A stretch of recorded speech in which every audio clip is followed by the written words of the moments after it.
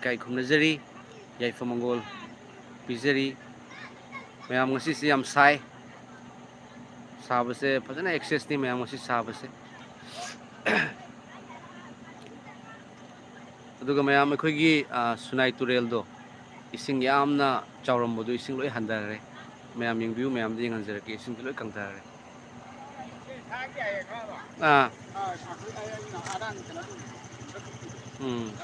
होय होय ओ कोना तौ जामे आई लाइव थारी मैम यंगबिउ से इसिंग से लोयना कंथारे मैम मोगी बान थादोक हाइबदो बान दो थिंजनग्रब माले दुगा नोंग चुबसु फागिबदुना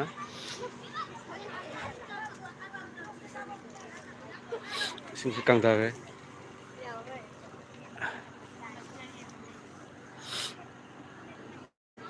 ngarang भाव रमनी मैम इसिंग से जी कंथारे मसी याम साए मैम मसी साब कुसा से लोरे अगी दुकान दुसु याम साए मैम खर नेमना सागिबा दुना याम साए मैम मसी से ma'am ngasi gi aingonda phawjirapse अखोई यीशु ख्रिस्ट की थौजालना लेमना चुमहनबी हैबसे असनी मैम यीशु ख्रिस्ट की थौजालना अखोई से लेमना चुमहनबीबा मैम को लेमना अगी थमोइदा फावजरपसे यीशु ख्रिस्टबु थाजब तारगदी थाजरिबा अदोमसे लेमना चुमहनबीरबा मिसक अमनी लेमना चुमहन मैम आई होली बाइबल दगी पाथोकसरके सोरोक्तनी मैम आइना लेजरिबसिंग हैक्तंग लाइव थाजगे हैदुना अदुगा ma'am ngarang aina wapau ama semjekibado अखोगी युमदगी खरा चलगा अवाब तारबा फैमिली दो अदुगा मतेंग पांगनबगी हयेंग से मतेंग पांगजगदबनी अदो नुक्सिजरबा इचिलनाव इचे इचल कयाना मतेंग पांगबिरई हमजगमजबा मसिगिदमग याम थागचरी अदुगा मैम अइना खलमबदी गैस सिलेंडर दो अदुगा चुलागा आइना हैरम खलमबनी मैम अदो गैस सिलेंडर से मैम नौना हुजिक ब्लैक तसु लौबा यादबा अदुगा नौना अप्लाई तौबगी मथौ ताय हाइबना चिंगबको हानगी गैस खाली लेब तारगदी अदुम रिप्लेस तौरप याबा अदु नौना लौबनिना खरा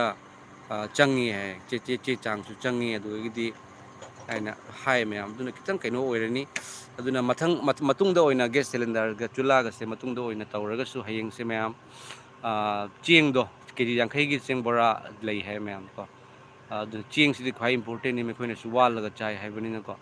चेंग सिगा अदुगदी दुकानदगी अखोगी थाव अखोगी चानबा थाव दो थाव ने थाव थुम अदुगदी हिंजांग थोंबदा मथौ ताबा पुनमक अदु आलू जेरुमना चिंगबसे तौरगा अदो हाना मैम हयेंग से हाना अहानबा ओइना हयेंग से केना तौ जरूरगे मतेंग पांग जरूरगे हाइना खंजरी मैम दुगा गैस सिलेंडर जावरगदी अमाउंट सु याम चावरकपको अदुगा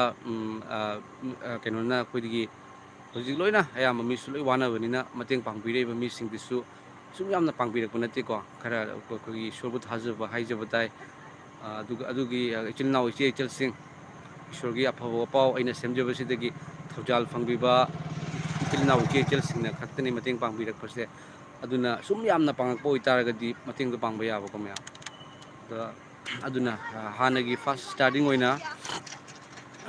अदुगिदो हाना केनो तौगे हाना खल्ली मैम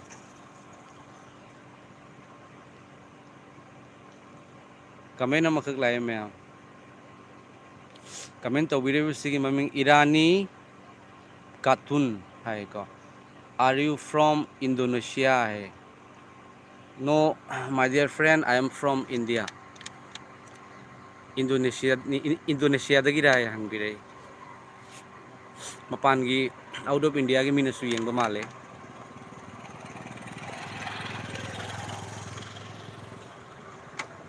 मैम आई होली बाइबल दगी ईश्वर की वहाई अमखक खाना पाथोकसरके मैम रोमेंस तगिनिको रोमेंस की पंदूप तरागा सॉरी रोमेंस की पंदूप अनी की मैम पदा कुलुमदोय कुनमरी कुनमंगा से आई पाथोकसरके मैम अहानबदे कोई तामिनसी पाथोकचरिबसी इचिलनाव इचे इचलसिंग थाजरबा अदोमदनी हाइदुना अदोम खनबियुको मी पुमनमक पाप चेले अमसुंग ईश्वर की मतिक मंगालदगी सोथै ख्रिस्ट जिसुद लेबा हंदोकपीबा अदुगी मपालना ईश्वर की थौजालना मखोइबु लेमना चुमहनबी महाकी ईदा थाजबदगी लाकपा पेलहनबा इराटपोट ओइना ईश्वरना महाकपु पिथोकले मसी महाकी धर्म चेनबा अदु उतनबनी मरमदी ईश्वर की खांग हैबगी मपान हाना तौखिबा पापसिंग अदु महाकना लांथोकपिरे है हाना तौखिबा पापसिंग अदु लांथोकपिरे अमसुंग मी पुमनमक पाप चेली हैबदी तहोइदबा सोइदुना तवी अमसुंग मी पुनमक से पाप चेली पाप चेनबगी मरमना ईश्वर की मतिक मंगालदगी सोथै हैबको अदुबु ख्रिस्ट जिसुद लेबा हंदोकपीबा अदुगी मपालना यंगबि मयाम से हंदोकपीबसे अखोइना नतेको अखोइना होनबदगी नते अखोइना फाबदगीसु नते हंदोकपीसे कनबिबा मपु जिसु ख्रिस्ट महाकना मियोबगी दमकता कलवरी क्रॉसता पांग तिंगदुना सीदुना हिंगतपगी मरमना हंदोकपीबगी मरमना ईश्वर की थौजालना मखोइबु लेमना चुमहनबी है हालेलुया लेमना चुमहनबीबको अमसुंग महाकी मखादा हाइसे चुमहनबी महाकी ईदा थाजबदगी लाकपा पेलहनबा इराटपोट ओइना महाकी ईदा थाजबदगी लाकपा महाकी यीशु ख्रिस्टना ताबिखिबा ईदो तराई तराइबा ईनते मैम यीशु ख्रिस्टना ताखिबा ईदो मियोबा पुमनमक्की दमक्तनिको पापकी दमक्ता फत्तबा तौबगी दमक्ता इराटपोट ओइना ईश्वरना महाकपु पिथोकले ई तानबगी दमक्ता अखोगी पापको पिनबगी दमक्ता ईश्वरना मसानुपाबु पिथोकपिबनी असिनी मरमदुना मसिदसु वाही खरदि लई मैम हौजिकसे क्रिश्चियन हाइना हाइरगा चुमना दुम हाइबदा यारक्त्रबा मतम अमसु ओइरे मरमदि अखोइना उनरिबा अखोइना तौनरिबा मतमसिदको मैम क्रिश्चियन हाइबदुदि ख्रिस्टगी तुंगिनबा हाइबनी अदु ख्रिस्टदि कैदोंगैदा मचिन थीदबा फत्तबा तौदबा मिहातबा अदुबु ख्रिस्टगी तुंगिली हाइरगा फत्तबा तौरकपा मिहातपा कया अमसु अखोइना उनरे अदुगा नंदा सापम जिसुना उबीदुना मरा लेरबा कुकी मिहातपा सिंगसी तुमना शिबा ओइरसनुको हाइदुना हाइबिरै ब्रदर फत्तबा तौबदो ईश्वरना कैदोंगैदा मखोइगी माइकैदा ईश्वर लेते क्रिश्चियन ओइगेरा ओइरोगेरा मी पुमनमकपु ईश्वरना नुंसी मसिगी अमतंगाइरबा खुदमदि जिसुना मियोबा पुमनमकी दमक्ता क्रॉसता पांगतिंगबीबा सीदुना हिंगतपसिनी अमसुंग क्रिश्चियन की मिंग लौरगा ई बाप्टाइज तौबगी सर्टिफिकेट हयंग जिसु ख्रिस्टना लाकपा मतमदा वायनबा मतमदा आई उतलगा यारोय अदुदी आईगी थबकना उतकदौबनी ब्रदर अदुना मरा लेबसिंग अदो सोइदना ईश्वरना खाइदबिरकनी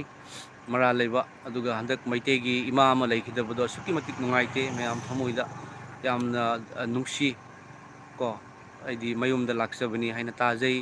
लाक्सबा मतमदा मचानुपीगा मागा अदो माइना ड्रोन सिजिनरगा पूरा जेक्नबगी मवोंगदको लान तौनबा वर्ल्ड वार दुमाइना तौरकपा अदुगा मिचम हातोरकपा असिदी यीशु ख्रिस्टगी अगेंस्टनी यीशु ख्रिस्टगी अपाम नते मदो असावबने अदो असावब ओइबा तारगदी सोइदना ईश्वरना खाइदरकनी अदुबु मैखोइना ईश्वरगी वाहै मैखोइदा ईश्वरना फोंदोकपिरिबा वाहैदो मैखोइना ताजबा तारगदी मैखोइना ताजबा पापतगी पुकनिंग होंगजबा तारगदी मैमको होंगजबा तारगदी इपाना मखोइबु कनबिबा ngami अदुबु मैखोइना तौरिबा थबक अदुदी ईश्वरगी असावबनी मैम ताबदा याम नुंगाइते आइसु अमसुंग पुनमक नुंगाइजदे लान से इंथनबगी हाइदुना खंदुना लेजबनीको अदुगा नाउबोय निंथौजम आमेन हाइदुना हाइबिरei Maibam Dibesh praise the lord amen हाइबिरei अदुगा प्रियंका मोइरांगथेम ईश्वरगी वाहै थागत पिरकपा थागतचरी हाइदुना हाइबिरei थागतचरी रेनुबला लैमा ओजा अखोइगी लैफम से कुकीगा याम नकनैये प्रेयर पांगबियु ngasi ahal amasu leikhidre moirangda haiduna haibire sister renubala leima soidana ishorda haizeri tekta kaidana thambibo isanu aduga mayam aikoigi sister renubala leima se aina awaba taraba singda matengbu aina haijergadi mateng pangbiu bu haijergadi sister sina magi leiba leitaba mahita mateng pangbire yam nungsi sister karisu tawroi Yesu Kristo na ngakpigani ngakpibo isanu amasung iramdam Manipur bu Yesu Kristo na tekta kaidana thambibo isanu amasung mayam aikoigi Manipur gi sarkar paibiriba aikoigi kenu desuko aikoigi honorable CM desu kitang pangal thokna drone seasonarabanina ꯑꯩꯈꯣꯏꯅ ꯀꯩꯅꯣ ꯇꯧꯕꯒꯤ ꯃꯈꯣꯏꯒꯤ ꯃꯔꯥꯜ ꯑꯗꯣ ꯄꯨꯝꯅꯃꯛꯇ ꯈꯪꯍꯟꯗꯨꯅ ꯑꯗꯨꯒ ꯃꯈꯣꯏꯅ ꯂꯥꯟꯕꯗꯣ ꯄꯨꯔꯥ ꯀꯩꯅꯣ ꯇꯧꯕ ꯌꯥꯔꯕꯅꯤ, ꯑꯦꯛꯁꯄꯣꯖ ꯇꯧꯕ ꯌꯥꯔꯕꯅꯤ, ꯑꯗꯨꯒ ꯑꯩꯈꯣꯏꯒꯤ ꯂꯩꯔꯤꯕ ꯐꯣꯔꯁꯦꯁꯁꯤꯡꯗꯣ ꯊꯥꯗꯔꯒ ꯀꯩꯅꯣ ꯇꯧꯕ ꯌꯥꯔꯕꯅꯤꯀꯣ, ꯃꯔꯥꯜ ꯂꯩꯕꯁꯤꯡꯗꯣ ꯗꯟꯗꯤ ꯄꯤꯕ ꯌꯥꯔꯕꯅꯤ. ꯃꯔꯝꯗꯤ ꯂꯥꯟꯁꯦ ꯉꯁꯤ ꯉꯔꯥꯡꯗꯒꯤ ꯅꯠꯂꯛꯇ꯭ꯔꯕꯅꯤꯅ ꯆꯍꯤ ꯑꯃ ꯃꯈꯥꯏ ꯁꯨꯖꯜꯂꯛꯑꯕꯅꯤꯅ ꯑꯗꯨꯅꯤ ꯃꯌꯥꯝ ꯏꯁꯣꯔꯗ ꯍꯥꯏꯖꯩ, ꯁꯤꯁꯇꯔ ꯔꯦꯅꯨꯕꯂꯥ ꯂꯩꯃ, ꯏꯁꯣꯔꯅ ꯁꯣꯏꯗꯅ ꯊꯧꯖꯥꯟꯕꯤꯒꯅꯤ, ꯊꯧꯖꯥꯟꯕꯤꯕꯁꯨ ꯑꯣꯏꯁꯅꯨ. ꯑꯗꯨꯒ ꯃꯊꯪꯒꯤ ꯀꯃꯦꯟ ꯑꯁꯤꯗꯤ ꯆꯣꯟ ꯂꯤ ꯍꯥꯏꯗꯨꯅ ꯒꯣꯗ ꯕ꯭ꯂꯦꯁ ꯌꯨ ꯍꯥꯏꯗꯨꯅ ꯍꯥꯏꯕꯤꯔꯤ, ꯒꯣꯗ ꯕ꯭ꯂꯦꯁ ꯌꯨ. ꯑꯗꯨꯒ ꯑꯩꯅ ꯍꯥꯏꯖꯅꯤꯡꯕꯁꯦ ꯑꯩꯈꯣꯏꯒꯤ ꯆꯤꯡꯃꯤ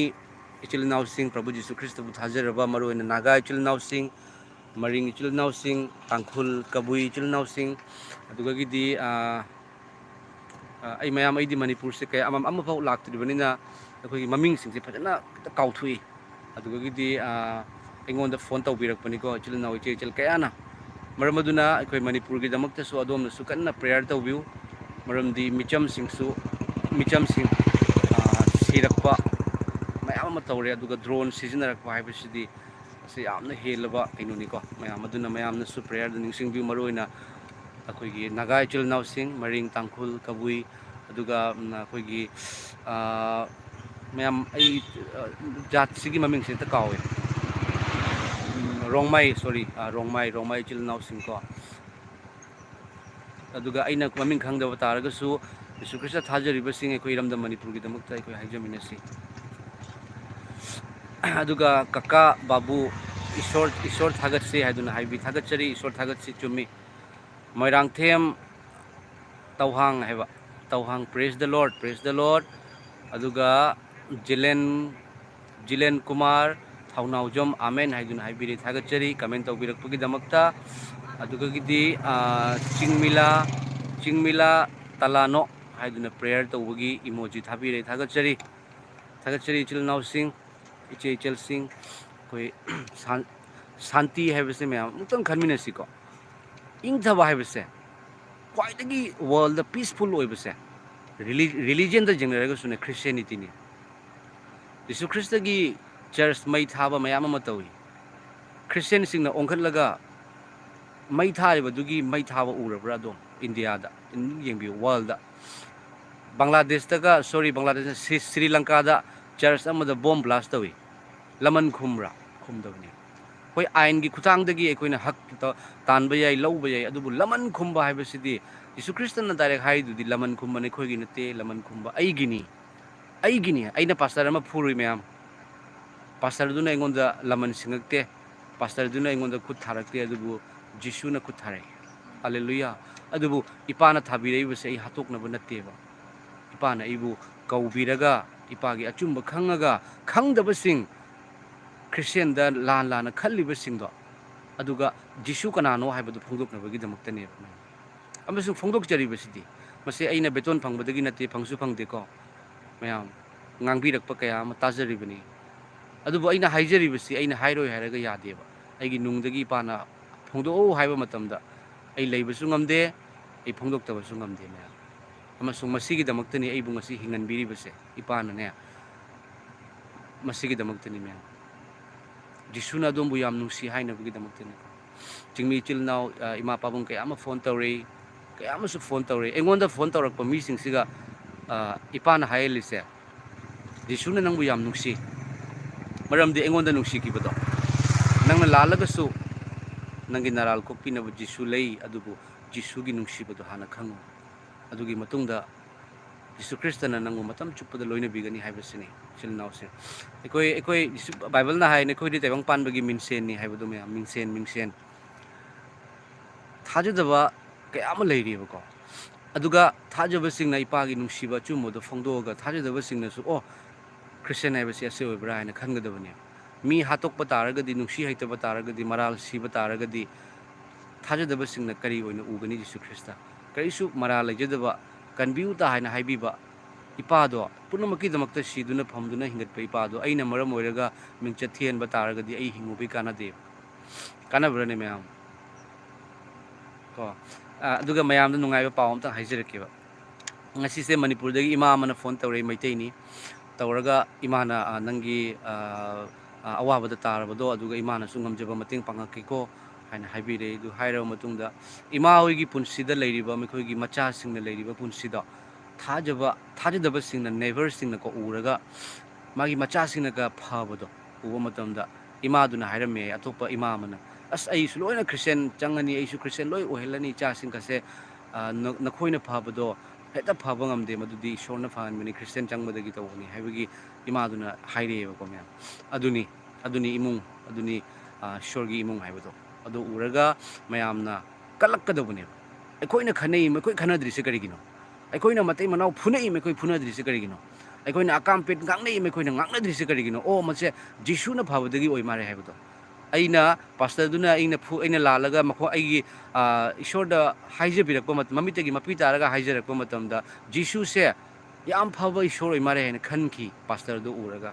ꯑꯩꯈꯣꯏꯕꯨ ꯎꯔꯒ ꯈꯜꯍꯟꯁꯤ ꯃꯔꯝꯗꯤ ꯏꯄꯥꯅꯗꯤ ꯀꯧꯔꯤꯕꯅꯦꯕ ꯄꯨꯝꯅꯃꯛꯇ ꯀꯧꯔꯤꯕꯅꯤ ꯆꯣꯛꯊꯔꯕ ꯄꯣꯠꯂꯨꯝ ꯄꯨꯕ ꯁꯥ ꯑꯩꯉꯣꯟꯗ ꯂꯥꯛꯎ ꯍꯥꯏꯕꯗꯣ ꯀꯣ ꯃꯌꯥꯝ ꯁꯤꯅꯤ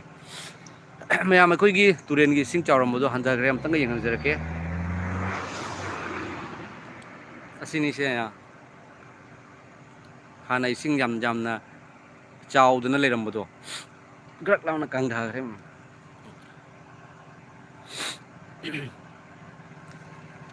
ꯑꯁꯤꯅꯤ ꯃꯌꯥꯝ ꯑꯗꯨꯒ ꯄ꯭ꯔꯤꯌꯥꯡꯀꯥ ꯃꯣꯏꯔꯥꯡꯊꯦꯝ ꯑꯣꯖꯥ ꯑꯩꯒꯤ ꯑꯅꯥꯕꯒꯤ ꯄ꯭ꯔꯦꯌꯔ ꯇꯧꯕꯤꯌꯨ ꯍꯥꯏꯕꯗꯣ ꯉꯁꯤꯗꯒꯤ ꯇ꯭ꯔꯤꯠꯃꯦꯟꯗꯤ ꯍꯧꯔꯦ ꯃꯁꯤꯅ ꯐꯕ ꯉꯝꯖꯒꯦ ꯏꯁꯣꯔꯗ ꯍꯦꯟꯅ ꯍꯥꯏꯖꯃꯤꯟꯅꯁꯤ ꯄ꯭ꯔꯦꯁ ꯗ ꯂꯣꯔꯗ ꯍꯥꯏꯅ ꯍꯥꯏ ꯊꯥꯒꯠꯆꯔꯤ ꯁꯤꯁꯇꯔ ꯄ꯭ꯔꯤꯌꯥꯡꯀꯥ ꯃꯣꯏꯔꯥꯡꯊꯦꯝ ꯑꯗꯣꯝꯒꯤ ꯇ꯭ꯔꯤꯠꯃꯦꯟ ꯍꯧꯔꯦ ꯍꯥꯏꯅ ꯇꯥꯕꯗꯣ ꯌꯥꯝ ꯊꯥꯒꯠꯆꯩ ꯑꯗꯨ ꯖꯤꯁꯨ ꯈ꯭ꯔꯤꯁꯇꯅ ꯑꯗꯣꯝꯕꯨ ꯌꯦꯡꯕꯤꯔꯤꯕ ꯗꯥꯛꯇꯔ ꯑꯗꯣ ꯑꯗꯣꯝꯕꯨ ꯖꯤꯁꯨ ꯈ꯭ꯔꯤꯁꯇꯅ ꯗꯥꯛꯇꯔ ꯑꯣꯏꯗꯨꯅ ꯖꯤꯁꯨ ꯈ꯭ꯔꯤꯁꯇꯅ ꯑꯗꯣꯝꯒꯤ ꯃꯅꯥꯛꯇ ꯂꯩꯗꯨꯅ ꯗꯥꯛꯇꯔ ꯑꯗꯨꯕꯨ ꯁꯤꯖꯤꯟꯅꯕꯤꯗꯨꯅ ꯃꯥꯅ ꯊꯥꯕ ꯄꯨꯝꯅꯃꯛ ꯍꯤꯗꯥꯛ ꯄꯨꯝꯅꯃꯛꯇꯣ ꯑꯗꯣꯝꯗ ꯆꯥꯔꯒ ꯍꯛꯆꯥꯡꯗ ꯊꯃꯣꯏꯗ ꯄꯥꯡꯒꯜ ꯀꯟꯕ ꯑꯅꯥꯕ ꯀꯣꯛꯈꯤꯕ ꯍꯥꯏꯕꯗꯣ ꯏꯄꯥꯅ ꯑꯣꯏꯍꯟꯕꯤꯁꯅꯨ ꯍꯥꯏꯖꯔꯤ ꯄ꯭ꯔꯦꯌꯔ ꯇꯧꯖꯔꯤ ꯅꯥꯎꯕꯣꯏ ꯅꯤꯡꯊꯧꯖꯝ ꯑꯣꯖꯥ ꯇꯤꯟ ꯀꯥꯡ ꯁꯥ ꯁꯟ ꯍꯥꯠꯄꯁꯦ ꯄꯥꯞ ꯆꯦꯜꯂꯤꯀꯣ ꯏꯄꯥꯅ ꯀꯣꯛꯄꯤꯕ ꯑꯣꯏꯁꯅꯨ ꯍꯥꯏꯗꯨꯅ ꯍꯥꯏ ꯈ꯭ꯋꯥꯏꯗꯒꯤ ꯑꯩꯈꯣꯏꯅ ꯁꯤꯒ ꯂꯨꯕꯁꯦ ꯃꯌꯥꯝ ꯑꯁꯤꯅꯤ ꯑꯍꯥꯟꯕꯗ ꯃꯤꯑꯣꯏꯕꯅ ꯃꯤꯑꯣꯏꯕꯒꯤ ꯍꯥꯟꯅ ꯈꯟꯒꯗꯕꯅꯤ ꯃꯤꯑꯣꯏꯕꯅ ꯃꯤꯑꯣꯏꯕꯒꯤ ꯍꯥꯟꯅ ꯈꯟꯒꯗꯕꯅꯤ ꯍꯥꯏꯕꯗꯤ ꯃꯤ ꯍꯥꯠꯇꯣꯛꯅꯔꯕ ꯃꯇꯝ ꯅꯠꯇ꯭ꯔꯥ ꯑꯗꯣ ꯃꯤ ꯍꯥꯏꯕꯁꯤꯗꯤ ꯏꯁꯣꯔꯅ ꯃꯆꯤꯟꯗꯒꯤ ꯑꯣꯏꯈ꯭ꯔꯁꯅꯨ ꯍꯥꯏꯕꯒꯤ ꯁꯣꯔ ꯀꯥꯝꯁꯤꯟꯕꯅꯦꯕ ꯑꯗꯨꯅ ꯃꯤꯗꯣ ꯍꯥꯟꯅ ꯈꯟꯒꯗꯕꯅꯤ ꯇꯤꯟ ꯀꯥꯡ ꯁꯥ ꯉꯥꯗꯣ ꯀꯣꯟꯅ ꯃꯊꯪꯗ ꯈꯜꯂꯛꯀꯗꯕꯅꯤ ꯁꯥ ꯉꯥꯗ ꯍꯥꯟꯅ ꯍꯦꯟꯅ ꯏꯝꯄꯣꯔꯇꯦꯟꯁ ꯄꯤꯔꯒ ꯃꯤꯑꯣꯏꯕꯁꯤꯒ ꯏꯝꯄꯣꯔꯇꯦꯟꯁ ꯄꯤꯔꯛꯇꯕ ꯑꯃ ꯀꯟꯅ ꯇꯧꯈꯠꯂꯛꯑꯦꯕ ꯀꯣ ꯑꯗꯨꯅ ꯁꯥ ꯉꯥ ꯍꯥꯠꯄ ꯍꯥꯏꯕꯁꯦ ꯃꯔꯥꯜ ꯂꯩꯖꯗꯕ ꯅꯠꯇ꯭ꯔꯒꯁꯨ ꯁꯥ ꯑꯃ ꯆꯠꯄꯗ ꯑꯩꯅ ꯇꯦꯟ ꯀꯥꯞꯇꯅ ꯅꯣꯡꯃꯩ ꯀꯥꯞꯇꯅ ꯍꯥꯠꯇꯣꯛꯑꯝꯃꯒ ꯍꯨꯟꯗꯣꯛꯑꯝꯃꯗꯤ ꯐꯠꯇꯦꯗꯅꯀꯣ ꯃꯌꯥꯝ ꯑꯗꯨꯕꯨ ꯁꯥ ꯉꯥ ꯍꯥꯏꯕꯁꯤꯁꯨ ꯃꯤꯑꯣꯏꯕꯅ ꯆꯥꯅꯕꯅꯤꯅ ꯁꯥꯗꯣ ꯍꯥꯠꯂꯒ ꯊꯣꯡꯉꯒ ꯆꯥꯕ ꯇꯥꯔꯒꯗꯤ ꯑꯗꯨ ꯄꯥꯞ ꯅꯠꯇꯦ ꯄꯥꯞꯁꯦ ꯍꯤꯟꯗꯨ ꯙꯔꯃꯒꯤ ꯃꯇꯨꯡ ꯏꯟꯅꯗꯤ ꯌꯥꯗꯦ ꯀꯣ ꯑꯗꯨꯕꯨ ꯕꯥꯏꯕꯜꯒꯤ ꯃꯇꯨꯡ ꯏꯟꯅꯗꯤ ꯄꯥꯞ ꯍꯥꯏꯕꯁꯦ ꯑꯩꯈꯣꯏꯅ ꯃꯤꯒꯤ ꯊꯃꯣꯏ ꯅꯥꯍꯟꯕ ꯃꯆꯤꯟ ꯊꯤꯕ ꯃꯤꯑꯣꯏꯕꯅ ꯃꯤꯑꯣꯏꯕꯗ ꯇꯧꯕꯗꯣ ꯃꯤꯑꯣꯏꯕ ꯑꯃꯅ ꯑꯩꯅ ꯁꯥ ꯁꯟ ꯃꯌꯥꯝ ꯅꯨꯡꯁꯤꯔꯒ ꯑꯩꯅ ꯃꯤ ꯅꯨꯡꯁꯤꯗ꯭ꯔꯗꯤ ꯃꯗꯨ ꯄꯥꯞꯅꯤ ꯃꯗꯨ ꯄꯥꯞꯅꯦꯕ ꯃꯔꯝꯗꯤ ꯈ꯭ꯋꯥꯏꯗꯒꯤ ꯂꯨꯕꯁꯦ ꯃꯤꯑꯣꯏꯕꯅꯤ ꯃꯌꯥꯝ ꯏꯆꯤꯜ ꯏꯅꯥꯎꯁꯦ ꯃꯤꯑꯣꯏꯕꯅꯦꯕ ꯑꯩꯈꯣꯏꯅ ꯃꯤꯑꯣꯏꯕꯗꯨꯒꯗꯤ ꯏꯝꯄꯣꯔꯇꯦꯟꯁ ꯄꯤꯗꯦ ꯁꯥ ꯑꯃ ꯁꯤꯕ ꯃꯇꯝꯗꯗꯤ ꯃꯌꯥꯝ ꯆꯪꯗꯅ ꯅꯨꯡꯉꯥꯏꯇꯦ ꯍꯥꯏꯅꯅꯤ ꯃꯤ ꯑꯃ ꯁꯤꯕ ꯃꯇꯝꯗꯅ ꯀꯩꯁꯨ ꯅꯠꯇꯕ ꯑꯗꯨꯃꯥꯏꯅ ꯈꯟꯕꯗꯨ ꯌꯥꯗꯦ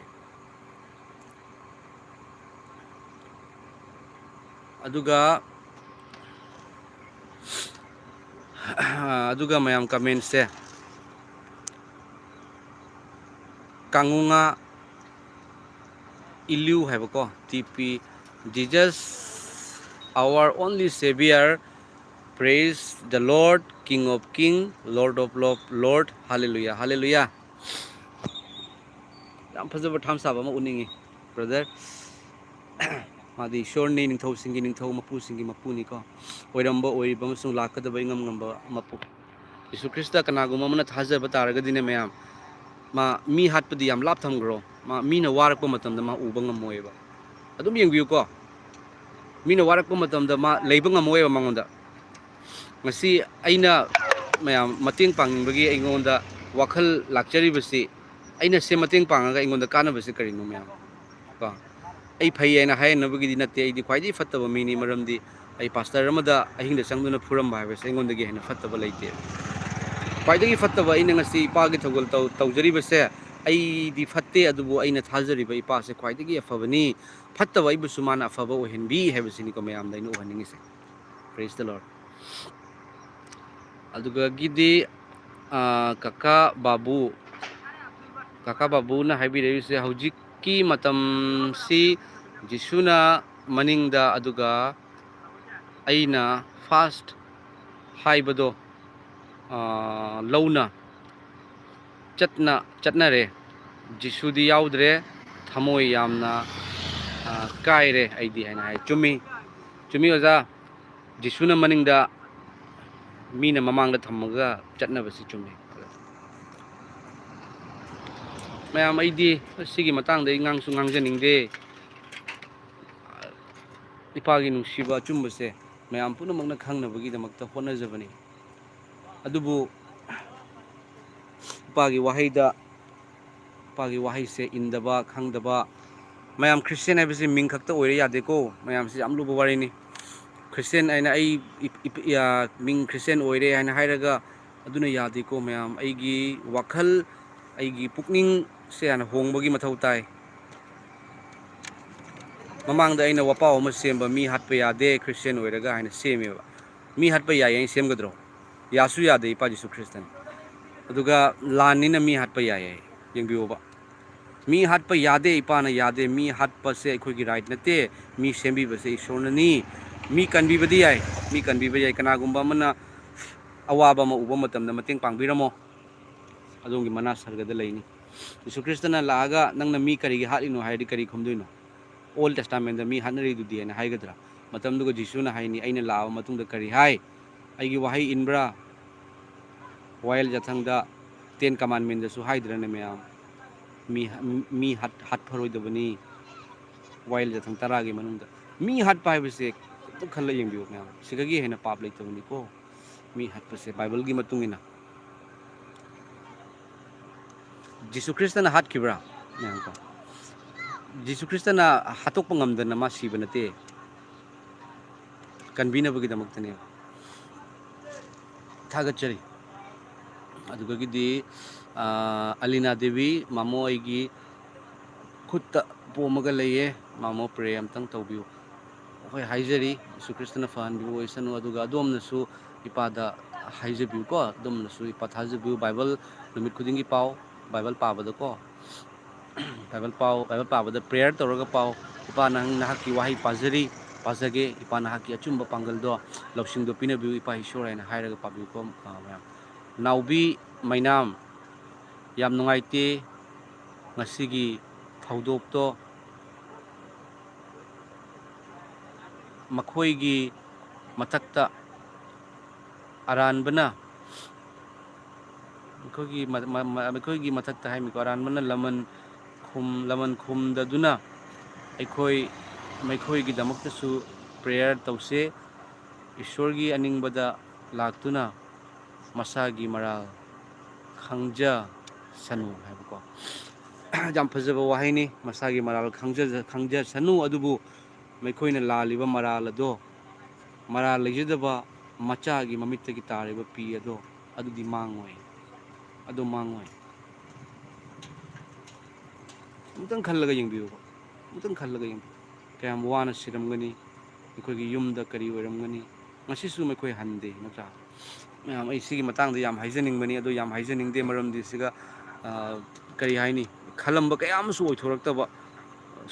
ꯁꯨꯃꯥꯏꯅ ꯇꯧꯔꯕꯅꯤꯅ ꯁꯔꯀꯥꯔꯅ ꯑꯀꯟꯕ ꯑꯦꯛꯁꯟ ꯂꯥꯛꯑꯅꯤ ꯀꯥꯏꯅ ꯈꯟꯕꯅꯤ ꯅ꯭ꯌꯨꯁꯀ ꯌꯦꯡꯉꯒ ꯑꯗꯨꯁꯨ ꯑꯦꯛꯁꯟꯁꯦ ꯀꯌꯥ ꯎꯕ ꯋꯥꯠꯂꯤ ꯍꯣꯏ ꯁꯔꯀꯥꯔꯅꯗꯤ ꯇꯧꯕꯤꯔꯝꯒꯅꯤꯀꯣ ꯑꯗꯨꯕꯨ ꯂꯝ ꯂꯥꯞꯅ ꯂꯩꯕꯒꯤ ꯈꯪꯖꯗꯕꯁꯨ ꯑꯣꯏꯔꯝꯒꯅꯤ ꯑꯗꯨꯕꯨ ꯑꯦꯛꯁꯟꯁꯦꯀꯌా ꯐꯖꯅ ꯎꯔꯒꯗꯤ ꯃꯔꯥꯜ ꯂꯩꯕꯗꯣ ꯇꯔꯛ ꯍꯥꯏꯅ ꯑꯩꯈꯣই ꯀꯩꯅꯣ ꯇꯧꯒꯗꯅꯦꯕ ꯁꯔꯀꯥꯔ ꯄꯥꯏꯕꯅꯤꯅ ꯃꯌꯥꯝ ꯂꯩꯕꯥꯛ ꯑꯃꯒꯤ ꯃꯤ ꯑꯃ ꯁꯤꯔꯛꯄ ꯀꯥꯏꯁꯦ ꯁꯔꯀꯥꯔ ꯄꯥꯏꯔꯤꯕ ꯃꯤꯁꯛꯁꯦ ꯃꯌꯥꯝ ꯑꯩꯈꯣꯏꯒꯤ ꯌꯨꯝ ꯑꯃꯒꯤ ꯌꯨꯝꯕꯨꯔꯦꯜ ꯍꯥꯏꯅ ꯍꯥꯏꯕꯗ ꯍꯥꯏꯃꯟꯕ ꯊꯣꯛꯇꯦꯕ ꯁ꯭ꯇꯦꯠ ꯑꯃꯒꯤ ꯃꯀꯣꯛꯅꯤ ꯃꯥꯅ ꯑꯗꯨꯒ ꯁ꯭ꯇꯦꯠ ꯑꯗꯨꯗ ꯃꯤ ꯑꯃ ꯍꯦꯛ ꯁꯤꯕ ꯃꯇꯝꯗ ꯃꯥꯒꯤ ꯌꯨꯝꯒꯤ ꯃꯤ ꯑꯃ ꯁꯤꯕ ꯑꯗꯨꯃꯥꯏꯅ ꯈꯟꯒꯗꯕꯅꯤ ꯌꯨꯝꯒꯤ ꯃꯤ ꯑꯃ ꯁꯤꯕꯗꯣ ꯃꯌꯥꯝ ꯑꯩꯒꯤ ꯏꯃꯨꯡꯗ ꯑꯗꯣꯝꯒꯤ ꯏꯃꯨꯡꯗ ꯃꯤ ꯑꯃ ꯁꯤꯔꯒ ꯑꯗꯣꯝꯅ ꯅꯣꯛ ꯂꯩꯒꯗ꯭ꯔꯅꯦ? ꯂꯩꯔꯣꯏꯕ.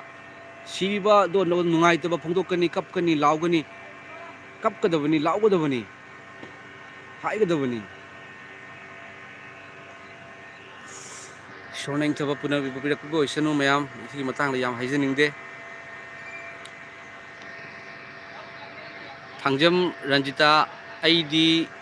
ꯍꯨꯏ ꯌꯥꯝꯅ ꯅꯨꯡꯁꯤ ꯑꯣꯖꯥ. ꯑꯩꯁꯨ ꯌꯥꯝ ꯅꯨꯡꯁꯤ ꯁꯤꯁꯇꯔ. ꯁꯥ ꯉꯥꯕꯨ ꯂꯨ ꯇꯧꯕꯁꯦ ꯁꯥ ꯉꯥ ꯂꯨꯅ ꯇꯧꯕꯁꯦ ꯁꯤ ꯌꯥꯝꯅ ꯑꯩꯈꯣꯏꯒꯤ ꯑꯐꯕ ꯃꯤ ꯑꯃꯒꯤ ꯑꯦꯛꯖꯥꯝꯄꯜꯅꯤ.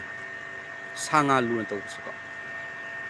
ꯑꯗꯨꯅ ꯁꯥ ꯉꯥꯕꯨ ꯌꯥꯝ ꯂꯨ ꯇꯧꯕꯤꯌꯨ. ꯑꯗꯨꯕꯨ ꯂꯩꯗꯅ ꯑꯩꯈꯣꯏꯅ ꯆꯥꯕ ꯌꯥꯕ ꯆꯤꯛꯀꯟꯗꯣ ꯑꯩꯅ ꯂꯨ ꯇꯧꯋꯦ ꯍꯥꯏꯅ ꯆꯤꯛꯀꯟ ꯆꯥꯗ꯭ꯔꯒ ꯑꯩ ꯌꯥꯝ ꯐꯕꯁꯨ ꯅꯠꯇꯦ. ꯆꯤꯛꯀꯟ ꯂꯨ ꯇꯧꯔꯒ ꯆꯤꯛꯀꯟ ꯍꯥꯠꯇꯣꯛꯑꯒ ꯄꯥꯞꯁꯨ ꯅꯠꯇꯦ. ꯃꯃꯥꯡꯗ ꯕ꯭ꯔꯗꯔꯅ ꯁꯥ ꯉꯥ ꯇꯤꯟ ꯀꯥꯡ ꯍꯥꯠꯇꯣꯛꯄ ꯄꯥꯞꯅꯤ ꯍꯥꯏꯕꯗꯣ ꯑꯗꯨꯅ ꯍꯥꯏꯖꯕꯅꯤ. ꯑꯗꯨꯕꯨ ꯍꯨꯏ ꯌꯥꯝ ꯂꯨ ꯇꯧꯕꯤꯌꯨ. ꯑꯩꯁꯨ ꯇꯧꯏ. ꯑꯩꯒꯤ ꯐꯥꯁ ꯐꯨꯗꯀꯤ ꯗꯨꯀꯥꯟ ꯂꯩꯕꯗꯣ ꯃꯌꯥꯝ, ꯑꯗꯨꯗꯒꯤꯗꯤ ꯑꯩꯗꯤ ꯆꯤꯛꯀꯟ ꯄ꯭ꯂꯥꯎꯒꯨꯝꯕ ꯄꯤꯖꯔꯕꯅꯤ. ꯑꯗꯨꯅ ꯑꯩ ꯁꯣꯔꯣꯛꯇ ꯂꯩꯖꯕ ꯇꯥꯔꯒꯁꯨ ꯃꯌꯥꯝ ꯍꯨꯏꯁꯤꯡꯁꯤꯅ ꯑꯩꯁꯦ ꯁꯪꯉ ꯂꯩꯔꯤꯃꯤ. ꯃꯤꯒ ꯂꯥꯛ ꯌꯥꯄꯣꯟꯇꯦ ꯊꯦꯡꯕ ꯃꯇꯝꯗ. ꯍꯨꯏ 3-4ꯅꯤ ꯂꯩꯔꯤꯁꯦꯀꯣ. ꯃꯣꯏꯒꯤꯗꯨꯃ ꯑꯩꯅ ꯄꯤꯖꯕꯤꯕꯅꯤꯅ ꯃꯣꯏꯁꯨ ꯈꯪꯉꯦꯕ. ꯑꯗꯨꯝ ꯂꯩ ꯑꯩꯒꯤ ꯃꯅꯥꯛꯇ ꯅꯨꯃꯤꯗꯥꯡꯁꯦ ꯇꯨꯝꯅ ꯂꯩꯅꯤ. ꯌꯥꯝ ꯊꯥꯒꯠꯆꯩ ꯔꯟꯖꯤꯇꯥ ꯁꯤꯁꯇꯔ. ꯗꯣꯛ ꯂꯚꯔꯁ ꯑꯩꯁꯨ ꯌꯥꯝ ꯄꯥꯝꯖꯩ. ꯑꯗꯨꯒ ꯀꯪꯂꯩꯆꯥ, ꯖꯤꯖꯁ ꯏꯁ ꯄ꯭ꯔꯣꯐꯦꯠ, ꯖꯤꯖꯁ ꯏꯁ ꯑꯦ ꯄ꯭ꯔꯣꯐꯦꯠ ꯍꯥꯏꯗꯨꯅ ꯍꯥꯏꯕꯤꯔꯛꯏ. ꯕ꯭ꯔꯗꯔ ꯌꯥꯝ ꯊꯥꯒꯠꯆꯩ ꯑꯗꯣ ꯑꯍꯥꯟꯕꯗꯗꯤ ꯀꯃꯦꯟ ꯇꯧꯕꯤꯔꯛꯄꯒꯤꯗꯃꯛꯇ. ꯃꯥꯏꯆꯧꯁꯦ ꯄ꯭ꯔꯣꯐꯦꯠ ꯍꯥꯏꯕꯁꯦ ꯃꯥꯏꯆꯧꯅꯤꯀꯣ ꯕ꯭ꯔꯗꯔ. ꯑꯩ ꯃꯩꯇꯩꯂꯣꯟꯗ ꯑꯗꯨꯝ ꯍꯥꯏꯖꯔꯛꯀꯦ. ꯃꯥꯏꯆꯧꯁꯦ ꯃꯥꯏꯆꯧꯒ ꯃꯆꯥꯒꯁꯦ ꯃꯥꯟꯅꯗꯦꯕ. ꯃꯥꯏꯆꯧꯁꯤꯅ ꯄ꯭ꯔꯣꯐꯦꯠ, ꯑꯗꯨꯒ ꯌꯤꯁꯨ ꯈ꯭ꯔꯤꯁꯇꯁꯦ ꯁꯟ ꯑꯣꯐ ꯒꯣꯗ, ꯏꯁꯣꯔꯒꯤ ꯃꯆꯥꯅꯨꯄꯥ. ꯑꯗꯨꯒ ꯕꯥꯏꯕꯜꯒꯤ ꯃꯇꯨꯡꯏꯟꯅ ꯄ꯭ꯔꯣꯐꯦꯠꯅ, ꯕꯥꯏꯕꯜꯒꯤ ꯃꯇꯨꯡꯏꯟꯅ ꯄ꯭ꯔꯣꯐꯦꯠꯁꯤꯡꯅ ꯍꯥꯏꯔꯝꯃꯦꯕꯀꯣ.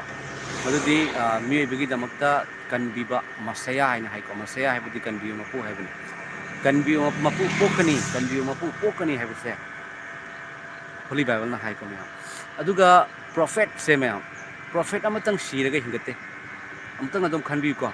ꯄ꯭ꯔꯣꯐꯦꯠ ꯃꯌꯥꯝ ꯑꯃ ꯂꯩ. ꯑꯗꯨꯕꯨ ꯖꯤꯁꯨ ꯈ꯭ꯔꯤꯁꯇ ꯃꯥ ꯁꯤꯔꯒ ꯍꯤꯡꯒꯠꯂꯤ. ꯌꯤꯁꯨ ꯈ꯭ꯔꯤꯁꯇꯅ ꯍꯥꯏꯕꯤꯔꯦ, ꯄ꯭ꯔꯣꯐꯦꯠ ꯑꯃꯠꯇꯅ ꯍꯥꯏꯔꯝꯕ꯭ꯔꯥ ꯑꯩꯕꯨ ꯎꯕ ꯃꯍꯥꯛꯅ ꯑꯩꯕꯨ ꯊꯥꯔꯛꯄ ꯏꯄꯥꯕꯨꯁꯨ ꯎꯔꯦ ꯍꯥꯏꯕꯁꯦ. ꯄ꯭ꯔꯣꯐꯦꯠ ꯑꯃꯠꯇꯅ ꯑꯩꯕꯨ ꯎꯔꯒꯗꯤ ꯏꯁꯣꯔ ꯎꯔꯦ ꯍꯥꯏꯕ ꯌꯥꯎꯗꯕꯅꯤ. ꯑꯗꯨꯕꯨ ꯖꯤꯁꯨꯅ ꯍꯥꯏꯁꯤꯅ ꯑꯩꯕꯨ ꯎꯔꯒꯗꯤ ꯑꯩꯕꯨ ꯊꯥꯔꯛꯄ ꯏꯄꯥꯕꯨꯁꯨ ꯎꯔꯦ, ꯑꯩꯒ ꯏꯄꯥꯒ ꯑꯃꯠꯇꯅꯤ ꯍꯥꯏꯅ ꯃꯍꯥꯛꯅ ꯐꯤꯂꯤꯞꯇ ꯍꯥꯏꯌꯦ. ꯖꯤꯁꯨ ꯈ꯭ꯔꯤꯁꯇꯅ ꯏꯄꯥ ꯏꯄꯥ ꯍꯥꯏꯅ ꯈꯨꯔꯝꯕꯁꯤꯗꯀꯣ, ꯐꯤꯂꯤꯞꯅ ꯍꯥꯏꯕꯗꯤ ꯃꯥꯒꯤ ꯁꯦꯕꯣꯛ ꯐꯤꯂꯤꯞꯁꯤꯅ ꯍꯥꯏꯔꯤꯕ, ꯒꯨꯔꯨ ꯑꯩꯈꯣꯏꯗ ꯏꯄꯥ ꯑꯗꯨ ꯎꯍꯟꯕꯤꯌꯨ. ꯑꯩꯈꯣꯏꯅ ꯏꯄꯥ ꯑꯗꯨ ꯎꯖꯔꯕꯗꯤ ꯑꯩꯈꯣꯏ ꯀꯌꯥꯇ ꯍꯔꯥꯎꯖꯒꯅꯤ ꯍꯥꯏꯅ ꯍꯥꯏꯕꯗꯨꯒ ꯌꯤꯁꯨ ꯈ꯭ꯔꯤꯁꯇꯅ ꯐꯤꯂꯤꯞꯇ ꯉꯛꯅ ꯌꯦꯡꯉꯒ ꯍꯥꯏꯌꯦꯕ, ꯐꯤꯂꯤꯞ, ꯑꯩꯅ ꯑꯁꯨꯛ ꯀꯨꯏꯅ ꯅꯪꯒ ꯂꯣꯏꯅꯔꯕ ꯐꯥꯎꯕꯗ ꯅꯪꯅ ꯏꯄꯥ ꯑꯗꯨ ꯎꯗ꯭ꯔꯤꯕ꯭ꯔꯥ? ꯑꯩꯕु उबा महाकना अबु थारक इपाबुसु उरे मसे कनामतना हाइबा ngamdeba brother इपा हाइबदि ईश्वर अइगा इपागा अमतने हाइबसिगा लोइरे अइ ईश्वरनि हाइन ताबनि अदुबु जिसुना अइ ईश्वरनि हाइन हाइकिदबगि मरम करिगिनो खंब्रा ताइबंग पानबदा धर्म मयाम अमा लेखरे अमसुंग धर्मगि मतुंगिना ईश्वर ईश्वर ईश्वर मपु मपु कौबसे यामनबगि मरमना जिसुना अइ मपुनि अइ ईश्वरनि हाइन हाइदे मागी थबकना उतले आमेन मागी थबकना उली मयाम मी अशिबा मी हिंगलन बाहाइबसिबु ईश्वरना तनंगमगद्राने जिसुना हिंगलन की नुमिन मरीनि सिरबा लाजर जिसुना हिंगलन की मदु ईश्वरगी थबकनि जिसुना अखोइबु नुंसिबगुमना अतैना अमत्ता नुंसिबा ngamde थवाइ थाबा मखै अखोइबु नुंसिबनि मदु ईश्वरगी कइनोनि मतिक मंगालनि माना उथोइबदो अदुननि अइगा इपागा अमत्तनि अइबु उबा महान अइबु थारकपा इपाबुसु उरे हाइबसे अदुगा जिसु थाजबा तारगदि वायनबदा यावररोय असिबदगी अहिंगबदा लांथोकले हाइना ताकपिरेबा मया तेबंग पानबदा लाकपिरंबा प्रोफेट थाजरगा वायनबदा यावररोय हाइना हाइदे अदुबु जिसु हाइबा मिंगलेनसे जीसस क्राइस्ट अरान खुबम पीबीबा कनबी मपु हाइबनिको अदुना जिसु से प्रोफेट नते ब्रदर जिसु से कनबीबा मपुनी महाकसे ईश्वरगी मचानुपानी अदुगा अइबु उबा महाकना अइबु थारकपा इपाबुसु उरे हाइबगी मरमदी इपा ईश्वरदो कनामनसु उद्री अदुबु ईश्वरगी मथानंगदो लेबा मचानुपा अदुना इपा अदु कनानो हाइबदो ताकथोकपनि ब्रदर थागतचरी ब्रदरना कमेंट तौबिरकपगिदमक्ता अदुगा कमेंट अमा लाए किंग मेसी है तानिंग दे चटलो असिदा होय थागतचरी ब्रदर सिस्टर दी खंगजदे अदोमना तानिंगदब तारगदी तानिंगदब तारगदी अदोमना वागदब ओइरगदी चांबिदुना ताबिगनु अदुबु अइना हाइजरिबसे प्रभु जिसु अदोमगिदमक्तसु सिदुना हिंगतपा अदोमबुसु नुंसिबा वारबा चोक्थरबा पोलुम पुरबा थबकना सुरबा पुंसिदा वा मैसा लांगबा तारगदी अइंगोंदा लाउ अइना पोथा हनबिगे हाइबा जिसु ख्रिस्टनी माग धर्म संदोकपा नते पाप कोक्पीबा लाक्पनी अदुनी को अइना हाइजरिबसी अइ धर्म संदोकचब नचदे अइ क्रिश्चियन यारमदब मीनी अदुबु ngasi अइना इपा अइना हाइजरिबसी अइना खंगजबदगी खंगदोकचरकपनी हाना अइसु खंगद्रिङै मतमदा मयामना तौनबदो तौर लेरमे मयाम अइदी कइनो मखोगी अइना यीशु ख्रिस्ट खंगद्रिङै मतमदा को मयाम अखोगी लाई खुरमबगी मतम हाइजब ताइको लाई खुरमबगी मतमदा अखोगी लाई खुरमबा को खुरमजबा अइगी अवाना कोक्चनबगी अदोइदी अइबु लोंबा नाइदब सर्गदा लैनबगी ताइबंगपान मसे थादो मतुंग लोइदे हाइना धर्म पुनबंगा ताकपनिना अदुमाइ खलमदेबा अइगी वखलदको मैम इमानबी पुल्लगा कहीं टाइम पास तौनिंगबगी वखल मैमगी मरक्ता हराव नुंगाइबगी वखल लेदी कन्नगा लाई खुरमको मतमदा कुनामदा चलगा जू ngaudana थक्तना नुपी हौदना दुमाइ तौ लेरमेबा पुंसिसे अदुबु इपाना सोक्पिरकपदगिदी ओ करिगिदमक्तनो अइना खुरमदोइसे अइना मपु मथौ तारिसे करिगिनो सांगानादी लाई खुरमदे ईश्वर खुरमदे मोइदी दुम हिंगी मोइ दुम लई चानबसु वाते मियबना ईश्वर हैना लाई हैना खुरमसे करिगिनो मियबसी लाइगी मथौ ताइ ईश्वरगी मथौ ताइ अइना चटलगा कइनो अइना हाइजगदौबस हानदी पिबिउ तसु हाइरमे पिबिउ अदु पिउ अदु अइ कटके अइना से कटले अइगोंदा से पिबिउ हाइना हाइरमे को मया अदुबो हौजिक्ति अइगी प्रेयर गी मरोन से अहानबदा थागतचरी इपा ईश्वर हैना हाइ थागतफम थोक्त्र मयाम युमदा थालिबा बाल्बतो अदुगी लाइट की bill लाकनी ngasi ayuktagi hawraga ipana laisiembi mapu ama khatang oibako aduna numit thogalise numit ki text laude amuk mamsele tha mu tholani tha na su text lauroi thawan michak thole thawan michak na su text lauroi khwaidagi maru oiba sitliba nungsit se isorna asigi text laude adubo nabagi maramna oxygen hanba taragadi medical da ma bhara paisa laukini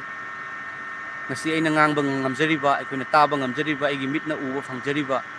अइना खनबा ngangjariba achummaran tawba ngamjariba kanagumba lairaba ma urakpa matamda ma christian oigera oiroigera oh masu ipana mabusu yam nungsiko magi damakta su ipana siduna hingatkibani ko aina khangjaraga mateng pangba ngamhanbiribase asigi damakta thagatchari ipa aina haije amasung mayam su haibiu ko thagatchari aina thagatpada matik chadrane mayam akhogi damakta punamak pinabiribani thagatchari ipa naibu nungsibibagi damak aigi iral kokpibagi damak अइबु अफबा मी ओहेनबिबगी दमक्ता मयाम मीबु कोक्पिबा ngamamdaba nungsiramdaba pastor फुरमबा अइना अवाबा मा लैबा मतमदा येंगबा ngamdaduna अइना मतेंग पांगजरिबसे एसे इपागे nungsibani मयाम इपाना खंगनी मसे मयाम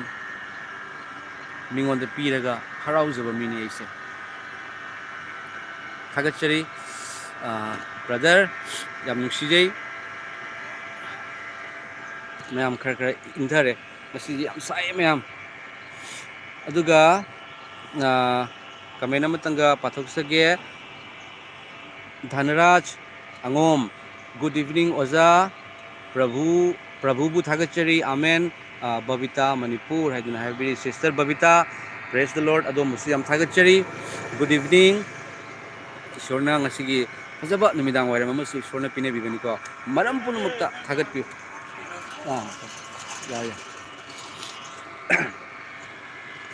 अदुगा मथंगी comment से king Messi है बको तानिंग दे हाइबने वाथी वारेम nganggano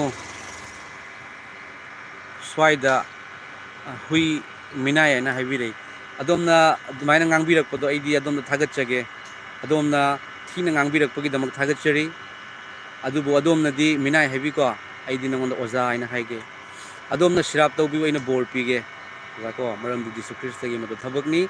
adubu Jisu Khrist कनानो हाइबदो ओजाना तानिंगद्रगसु तानबगी मी लाख लाख लेरिबको नॉर्थ ईस्ट क्रिश्चियनिटी हाइबसे नॉर्थ ईस्ट नंबर 1 नि अदुम खंबियु शिलोंग द चलसु मेघालय द चलसु मिजोराम द चलसु नागालैंड द चलसु मणिपुर दसु असम दसु यीशु ख्रिस्ट थाजबसे सुकी मतिक हेली मरमदि करिगिनो थाजरोय हारेगसु यारोय अदोमगी ममांग द यीशु ख्रिस्टना इचानुपा आइने नंगबु नुसिख्रे हाइने फिंगौ सेलगा लेप तारगदि अदोम मतुंग इंदना लेबा ngमोय अदुगुमननी नसी अखोइना इपा हाइना हाइजरिबसी थाजदना हाइबा नते वाखना सागलगा imagine तौबु नते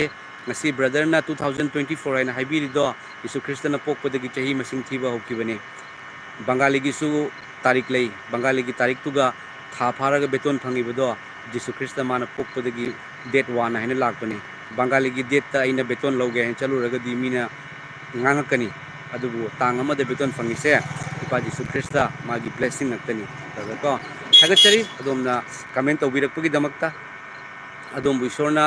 kanbibo isanu adom konsen bibo isanu tekta kaidana thambibo isanu phatabadagi ngakthok bibo isanu haiduna haijage aduga bidit singha kaka aine vivek ni hai hallelujah hai vivek थागचरी प्रभु जिसु की मिंगदा इनावु जयफमंगल पिजरी अदुगा king Messi अमकम माना comment अमा तौरे आई अमता पाइबा ngamhanlo pininge jisuda amta haibiyo paiba ngamnaba ai hai brother पाइबा है से कहीं खंगजद्रे आई अमता पाइबा ngamhanlo है ब्रदर ना पाइबा है से कहीं अमता हाइबिरो आई फजना ज्ञान ताबा ngamjadre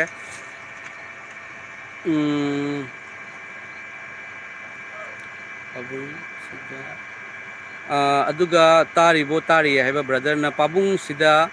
किंग मेसी हाइब्रा कहीं हुईथुरी अमा आइदुना मैं मतिंग दिदोकरे सुमाइना कमेंट तौबिरे ब्रदर मासु यीशु ख्रिस्ट खंगजदबा मिसक मालिको अदुननी मागी दमकता हाइजमिनसी को खंगदबा अखोइनसु खंगद्रिङैदा अखोइसु मतम अमदा सावरमिको अदुगुमननी ब्रदर की मथक्ता ईश्वरना सोक्पिबो इसनु ब्रदर आई धर्म संदोक्चबा नचदे यीशु ख्रिस्टना आइदि धर्म संदोक्पा लाक्पा नते पाप कोक्पिबा लाक्पनि हाइको अदुना आइगी थाजबा या इचलनाव कया अमा लई इचे इचल कया अमा लई अदुगा लाइव थाजदुना सब्सक्राइबर ओइरबसिंगा वारी सानजबनी अदुगा तारिबो तारिये अखोइगी ब्रदरना तारदी ममिंग से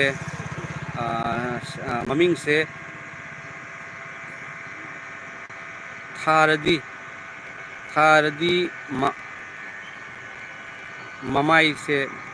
ममाई से सगाइनी है ब्रदर कनो तौबनी को मागी दमकता हाइजमिनसी अखोइ थाजरबा अखोइ अखोइगी चिंदगी अफबा भाई थोकमिनसी ब्रदर खंजलन तौबनी एलिना देवी मामो बाइबल दा लेते अदुबु याम पिनिंगे बाइबल से है और सिस्टर सिदा बाइबल लई अखोइगी सिदा चर्च अमा प्रेसबिटेरियन की चर्च अमा लई अदुगा अदुगी एडवांजलिस्ट दुगा इना हाइरे अदुगा बाइबल अमा हयेंग से आइना मतेंग पांगबा चचगदौबदो अदुगा बाइबल से पुगनी मयाम नुपीदुना बाइबल पानिंगी पुबिरो हाइदुना हाइरकपदो याम थागेचै इपाना सोक्पी बोइसनु अखोइगी मंगलांदा थोकपिरकपा ngamba इपानी थोकपिरकपा ओइसनु मखोइगी अवाबा कोक्पीबा ngamba ओइसनु अदुगा रेनुबला लेमा ईश्वरगी लेबाक नोंमगी चाखटपा ओइसनु है आमेन हालेलुया मरमदी तेबंग मालेम से ईश्वरगिनिको मपू लेसेमबी मपूगिनी सोइदना इपाना चाखटहनगनी अदुगा बिदित सिंहा कका ए सामु ngौनी हैबा ओ कका ए सामु ngौ खंगे अखोइ इयाम्बगी मचासिंगनी मैम अखोइ इयाम्बसे आर्मीदा लेबनी अदो मागी मसनुपानी मुंगो नुंगाइरिबो अखोइ सोरोक्तनी तु फम्मिनी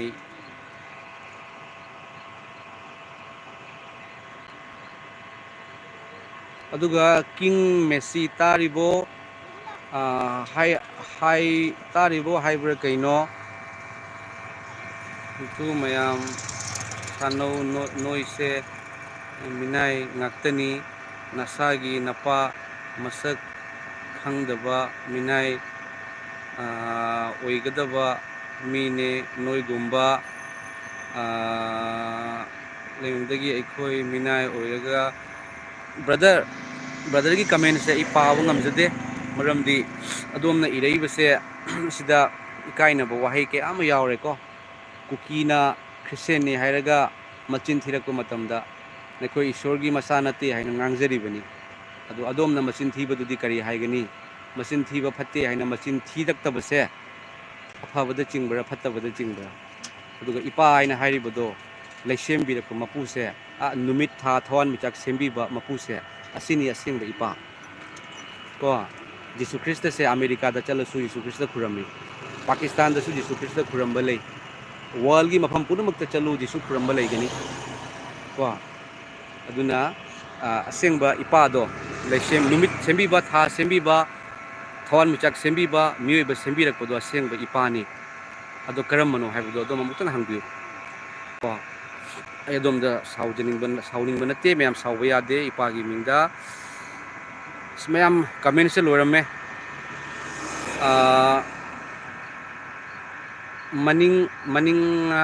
मनिंगबा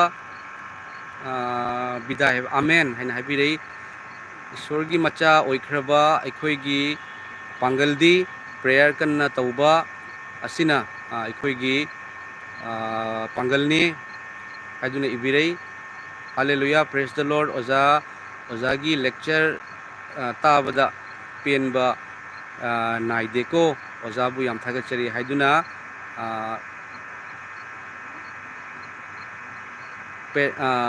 जाजो हाइबको पायरला जाजो है ओजा सिना हाइबिरे थागचरी सब्सक्राइबर प्रेज द लॉर्ड ओजागी मिनिस्ट्री बु बोर मरांग काइना ईश्वरना पिबि कनबि मपुना पिबि ओइसनु है आमेन थीना अदुगा इबोमसा युमदिरंबम थीना nganglakpa mibu प्रभु जिसुना चानबिबा ओइसनु आमेन आमेन आमेन चानबिबा ओइसनु रेनुबला लेमा अंकल अंकल कुमना पाइबा हाइबसे ओइरमगनी हाइबको उचे गुमना पाइबा हाइबसे ओइरमगनी हाइ नावबोय निंगथौजम थागचरी ओजा अइगी इचागी मचानुपा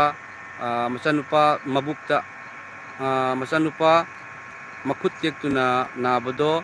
ओजाना प्रेयर तौबदगी फरे आमेन हाइना हाइबे आमेन हालेलुया पुंफा फबो ओइसनु अदुगा मोसेस अवुंसी नंगी स्पीच से यामना ताबदा याम नुंगाए हाइना हाइबिरे थागचरी ओजा यीशु ख्रिस्टगी नुंसीबसिदी ओजा यामना इंगथबको ओजा यामना नुंसीबने ओजा कोई मैम हेन उतमिनसी यीशु ख्रिस्ट यारमदब थीना ngangamब मीसिंगसे असिनी जिसुना तक तक अने सोईसे अइगोंद सोलकप मतमदा ओजा इपा जिसु हातोकपिगनु हाइना चही 3 निपान लेरमे अदुबु इपाना नंगोंद हातोकनबगी अइना कौब नते नंग अइना आइगी थौगलगी दमकता खंदोकपनी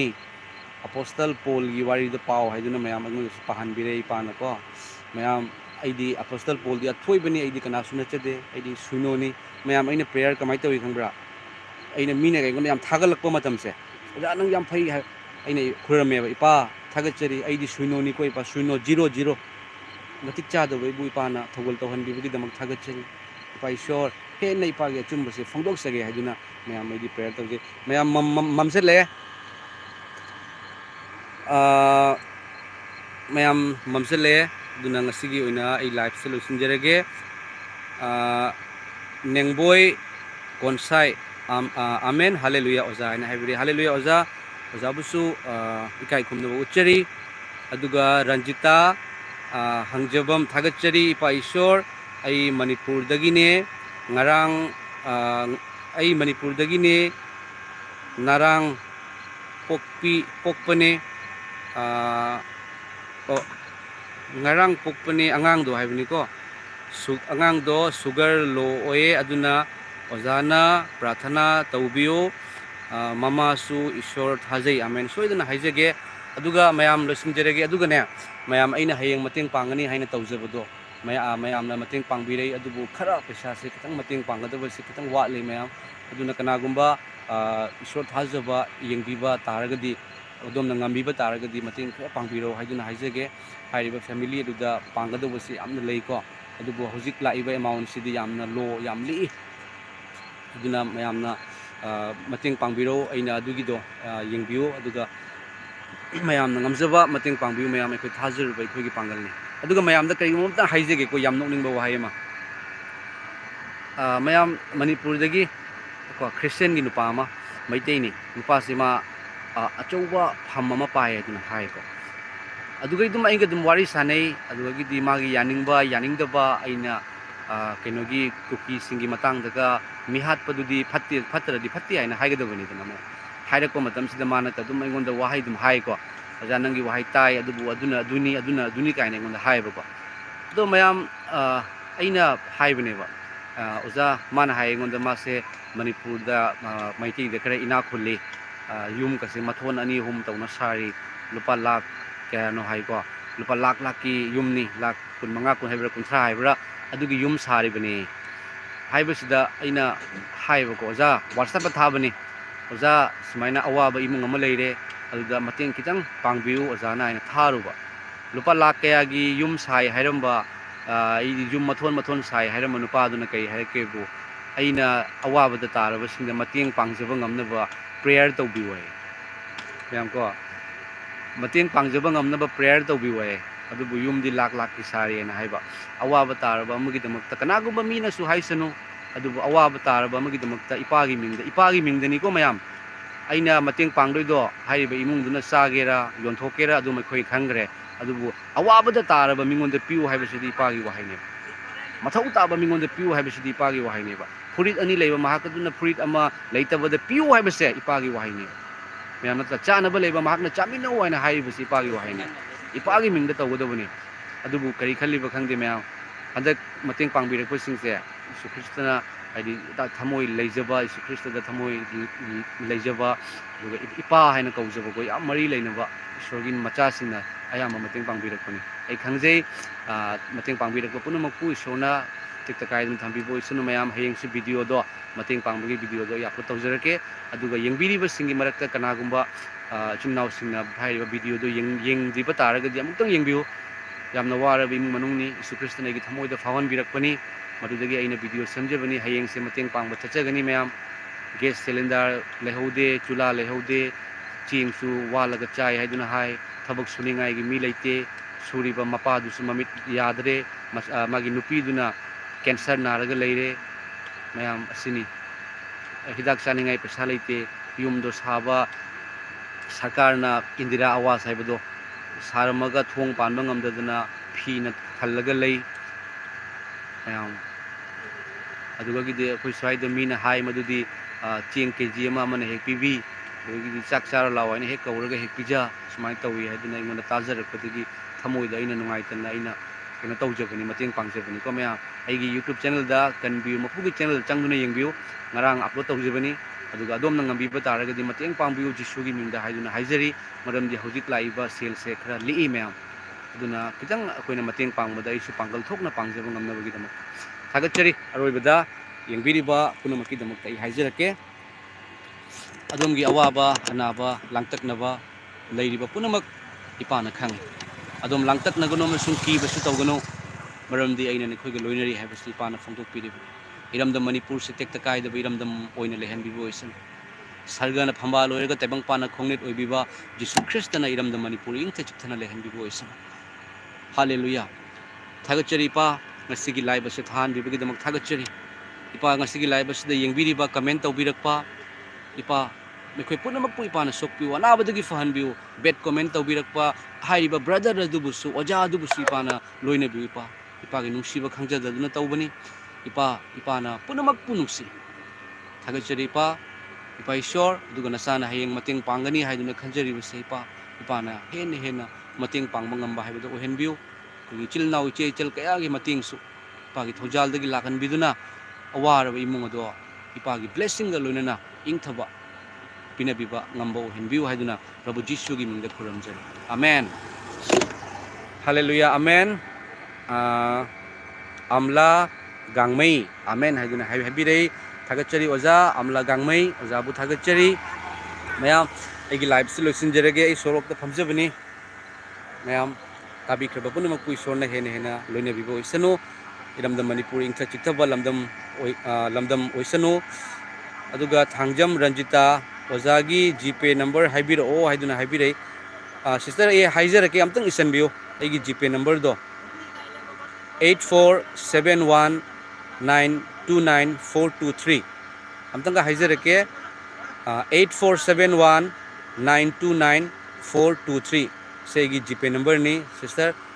na ngamba mating pangbiu aduga yengbiriba chilena uche cheloja singna maru oina Jesu Christ bu kan biba mapu oina thajarba singna mating pangbiu haiduna haizage hayeng ase ai mating pangjagadawbani aduna mayam gi mating dagi ipagi nusibado henne uthoksaramge aduga holy bible amasu paningi haiduna haibirei holy bible maru oina bible sini mayam aina piningi se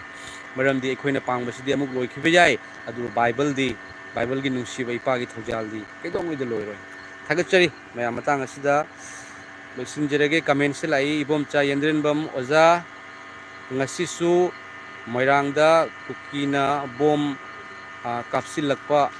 kapsilakpada ahal ama leikidre kuki singse pana soidana warak pisanu haiduna haibi soidana warak pigani soidana cherak lakani maramdi maral tauba fattaba haibado fattaba gi damaktani afaba hai leirisi ko maral wailak pusu oisanu mihat pusingado dandi pipi boisanu aduga thangjam ranjita praise the lord and have praise the lord thagachari mayam live se lo sinjarage mamsu mamjile ai yaragadi numit khudingi live se lakna ba hona jage aisu chilna uti chel mayam ga wari sana bese nungai mayam ko isu yam nungai je engon su pangal phangjari bani adom gi comment sing positive oiba comment kaya ama adom na thabi rakpada aisu pangal phangjai thagachari punima pui sorna loina bibor sanu mayam live se lo sinjarage aduga hayeng mateng pangjabagi video do ai mayam thajarake adom ngamjaba mateng pangbiu haiduna amukasu haijari thamjarage mayam long live Manipur Yesu Masih ki jai praise the Lord hallelujah amen